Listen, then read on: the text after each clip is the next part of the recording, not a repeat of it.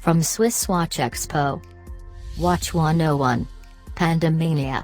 A quick guide to Panda dials. The Panda dial has always been popular among the watch community, but it has become the subject of public curiosity lately.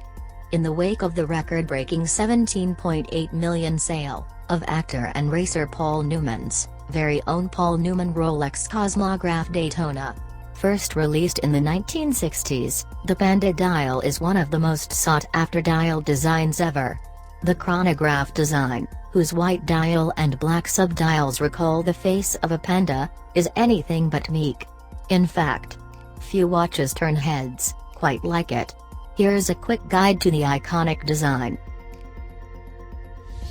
So, what makes a Panda dial?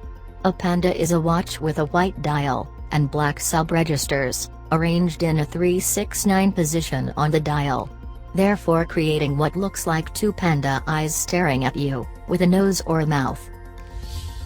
The Panda dial's roots began in automobile racing. In the 1950s, where speed was measured using mechanical devices, professional racers needed an efficient and convenient time measurement equipment. Specifically, they needed a timepiece that they can use while driving at insane speeds. The Panda, with its contrasting color combination, was highly legible, and allowed them to read elapsed time at a glance. Because it's only commonly found in chronographs from this era, the original Panda dial is a rare design feature, and thus highly collectible. Let's look at some iconic examples.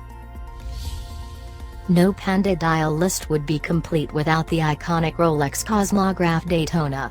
The very first Rolex Cosmograph to be named Daytona was reference 6239. There were Daytona models released before it, but it marked the first time Rolex used inverse colors for subdials, as previous Rolex chronograph dials were monochromatic. Up next is the Paul Newman. This is the Rolex Daytona reference 6241, and the watch owned by the famous actor-racer, who elevated the exotic dial to a category worth collecting. Look out for the subdial hash marks, with a small square on their end, and the distinctive red Daytona lettering that matches the outer track. The design wasn't a commercial success when it was first released, thus making it a rarity.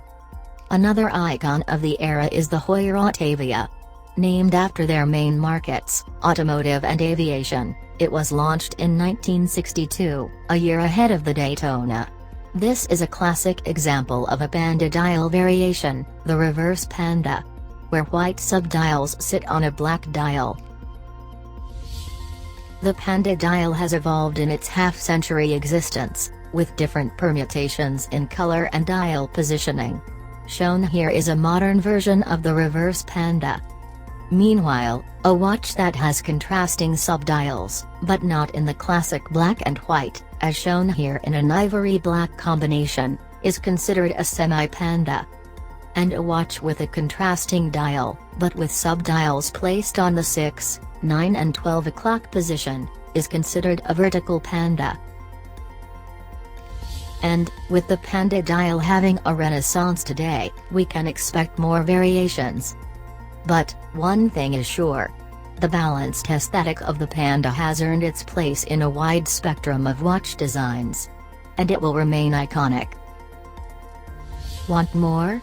For the best and the latest in watches, head over to the Watch Club by SwissWatchExpo. For more videos, subscribe to our YouTube channel.